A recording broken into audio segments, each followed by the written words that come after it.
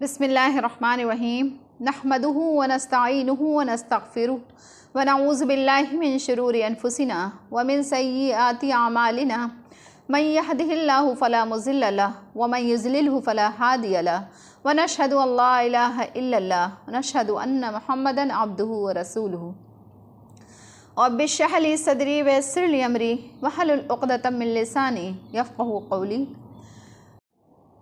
ہر چیز کو اللہ نے ایک مقصد کے تحت بنایا ہے۔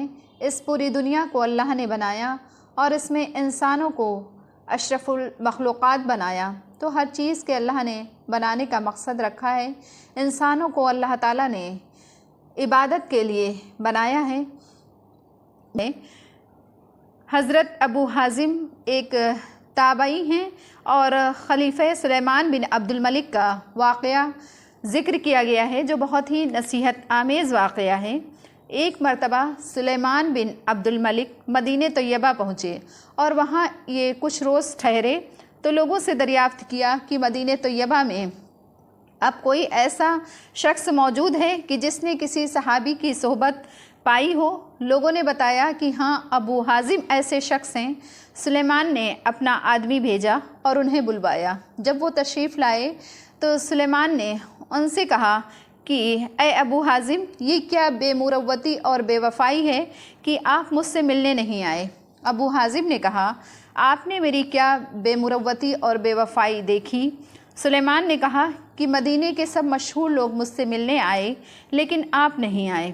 ابو حازم نے کہا، امیر المومنین، میں آپ کو اللہ کی پناہ میں دیتا ہوں اس سے کہ آپ کوئی ایسی بات کہیں جو واقعے کے خلاف ہے۔ آپ نہ مجھ سے واقف ہیں اور نہ میں آپ کو جانتا ہوں، تو ایسے حالات میں میرا ملاقات کے لیے آنے کا کوئی سوال ہی پیدا نہیں ہوتا ہے، تو اس میں بے وفائی کس بات کی؟ سلیمان نے جواب سن کر ابن شہاب زہری اور مجلس کی طرف دیکھا تو امام زہری رحمۃ اللہ علیہ نے فرمایا کہ ابو حازم نے صحیح کہا ہے اور آپ نے غلطی کی ہے۔ اس کے بعد سلیمان نے کچھ سوالات کیے اور کہا، اے ابو حازم، یہ کیا بات ہے کہ ہم موت سے گھبراتے ہیں؟ آپ نے فرمایا، وجہ یہ ہے کہ آپ نے اپنی آخرت کو ویران اور دنیا کو آباد کیا ہے، اس لیے آبادی سے ویرانے میں جانا یہ پسند نہیں ہے۔ سلیمان نے اس بات کو تسلیم کیا اور پوچھا کہ کل اللہ تعالیٰ کے سامنے حاضری کیسے ہوگی؟ فرمایا کہ نیک عمل کرنے والا تو اللہ تعالیٰ کے سامنے اس طرح سے جائے گا جیسا کوئی مسافر سفر سے واپس اپنے گھر والوں کے پاس جاتا ہے، اور برے عمل کرنے والا اس طرح سے اللہ کے سامنے پیش ہوگا جیسا کوئی بھاگا ہوا غلام پکڑ کر کے آقا کے پاس حاضر کیا جائے۔ سلیمان یہ سن کر رو پڑے اور کہنے لگے، کاش ہمیں معلوم ہوتا کہ اللہ تعالیٰ نے ہمارے لیے کیا صورت تجویز کر رکھی ہے۔ ابو حازم نے فرمایا کہ اپنے اعمال کو اللہ کی کتاب پر پیش کرو تو پتہ لگ جائے گا۔ سلیمان نے دریافت کیا کہ یہ قرآن کی کس آیت سے یہ پتہ لگے گا؟ فرمایا، اس آیت سے، ان الابرار لفی نعیم و ان الفجار لفی جہیم، یعنی بلا شبہ نیک عمل کرنے والے لوگ جنت کی نعمتوں میں ہیں اور نافرمان گنہگار دوزخ میں ہیں۔ سلیمان نے کہا، اللہ تعالیٰ کی رحمت تو بہت بڑی ہے، وہ بدکاروں پر بھی حاوی ہے۔ فرمایا، ان رحمت اللہ قریب من المحسنین، یعنی اللہ تعالیٰ کی رحمت نیک عمل کرنے والوں سے قریب ہے۔ سلیمان نے پوچھا، اے ابو حازم، اللہ کے بندوں میں سب سے زیادہ عزت والا کون شخص ہے؟ فرمایا، وہ لوگ جو نرمی رکھتے ہیں اور عقل سلیم رکھنے والے ہیں۔ پھر پوچھا، کون سا عمل افضل ہے؟ تو فرمایا کہ فرائض اور واجبات کی ادائیگی حرام چیزوں سے بچنے کے ساتھ ہو۔ پھر پوچھا کہ کون سی دعا زیادہ قابل قبول ہے؟ تو فرمایا کہ جس شخص پر احسان کیا گیا ہے اس کی دعا اپنے محسن کے لیے یہ زیادہ قبول ہونے کے قریب ہے۔ پھر دریافت کیا کہ صدقہ کون سا افضل ہے؟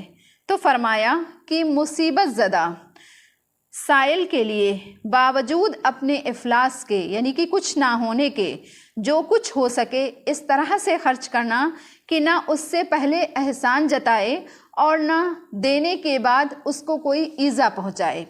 پھر دریافت کیا کہ کلام کون سا افضل ہے، تو فرمایا کہ جس شخص سے تم کو خوف ہو یا جس سے تمہاری کوئی حاجت ہو اور امیدیں بھی وابستہ ہوں، اس کے سامنے بغیر کسی رو رعایت کے حق بات کہہ دینا۔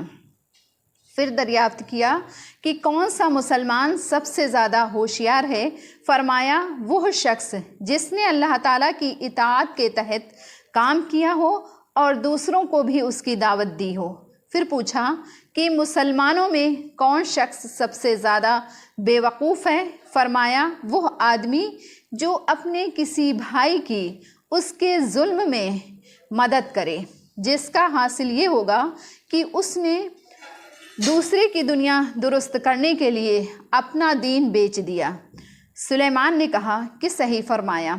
اس کے بعد میں سلیمان نے اور واضح الفاظ میں پوچھا کہ ہمارے بارے میں آپ کی کیا رائے ہے؟ ابو حازم رحمۃ اللہ علیہ نے فرمایا کہ مجھے اس سوال سے معاف رکھیں تو بہتر ہے۔ سلیمان نے کہا کہ نہیں، آپ ضرور کوئی نصیحت کا کلمہ کہیں۔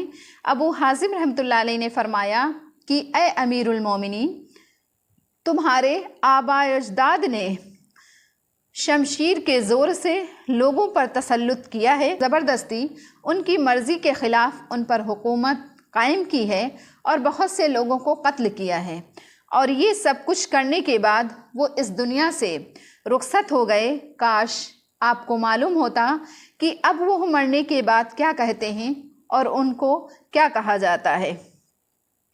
ایک شخص نے بادشاہ کے مزاج کے خلاف ابو حازم رحمۃ اللہ علیہ کی اس صاف گوئی کو سن کر کہا کہ اے ابو حازم، تم نے یہ بات بہت بری کہی ہے۔ ابو حازم رحمۃ اللہ علیہ نے فرمایا کہ تم غلط کہتے ہو، بری بات نہیں کہی ہے، بلکہ وہ بات کہی ہے کہ جس کا ہم کو حکم ہے، کیونکہ اللہ تعالیٰ نے علماء سے اس کا عہد لیا ہے کہ حق بات لوگوں کو بتائیں گے، چھپائیں گے نہیں۔ لِيُبَيِّنَهُ لِلنَّاسِ وَلَا يَكْتُمُونَهُ، یعنی کہ حق بات لوگوں کو بیان کریں گے اور چھپائیں گے نہیں۔ یہی وہ بات ہے کہ جس کے لیے یہ طویل واقعہ بیان ہوا ہے۔ سلیمان نے پھر سوال کیا کہ اچھا، اب ہمارے درست ہونے کا، صحیح ہونے کا کیا طریقہ ہے؟ فرمایا کہ تکبر چھوڑ دو اور نرمی اختیار کرو اور حقوق والوں کو انصاف کے ساتھ تقسیم کرو۔ سلیمان نے کہا ابو حازم، کیا ہو سکتا ہے کہ آپ ہمارے ساتھ رہیں؟ فرمایا خدا کی پناہ۔ سلیمان نے پوچھا یہ کیوں؟ فرمایا اس لیے کہ مجھے خطرہ یہ ہے کہ میں تمہارے مال اور دولت اور عزت کی وجہ سے کہیں کچھ مائل نہ ہو جاؤں کہ جس کے نتیجے میں مجھے عذاب بھگتنا پڑے۔ پھر سلیمان نے کہا کہ اچھا، کوئی آپ کو ضرورت ہو تو بتائیے، ہم آپ کی ضرورت کو پورا کریں گے۔ فرمایا کہ ہاں، ایک ضرورت ہے، جہنم سے نجات دلا دو اور جنت میں داخل کر دو۔ سلیمان نے کہا کہ یہ تو میرے اختیار میں نہیں ہے۔ فرمایا کہ پھر مجھے آپ سے اور کوئی حاجت طلب نہیں ہے۔ آخر میں سلیمان نے کہا کہ اچھا، میرے لیے دعا کیجئے۔ تو ابو حازم نے یہ دعا کی، یا اللہ، اگر سلیمان آپ کا پسندیدہ ہے تو اس کے لیے دنیا اور آخرت کی بہتری کو آسان بنا دے، اور اگر وہ آپ کا دشمن ہے تو اس کے بال پکڑ کر اپنی مرضی اور محبوب کاموں کی طرف لے آ۔ سلیمان نے کہا کہ مجھے کچھ وصیت فرما دے۔ ارشاد فرمایا کہ مختصر یہ ہے کہ اپنے رب کی عظمت اور خوف اس درجے میں رکھو کہ وہ تمہیں اس مقام پر نہ دیکھے جس سے اس نے منع کیا ہے، اور اس مقام سے تمہیں غیر حاضر نہ پائے جس کی طرف آنے کا اس نے حکم دیا ہے۔ سلیمان نے اس مجلس سے فارغ ہونے کے بعد 100 گنیاں انہیں بطور انعام کے ابو حازم کے پاس بھیجی۔ ابو حازم نے ایک خط کے ساتھ ان کو واپس کر دیا۔ خط میں لکھا تھا، اگر یہ 100 دینار میرے کلمات کا معاوضہ ہیں تو میرے نزدیک خون اور خنزیر کا گوشت اس سے بہتر ہے، اور اگر اس لیے بھیجا ہے کہ بیت المال میں میرا حق ہے تو مجھ جیسے ہزاروں علماء اور دین کی خدمت کرنے والے ہیں، اگر سب کو آپ نے اتنا ہی دیا ہے تو میں بھی لے سکتا ہوں، ورنہ مجھے اس کی ضرورت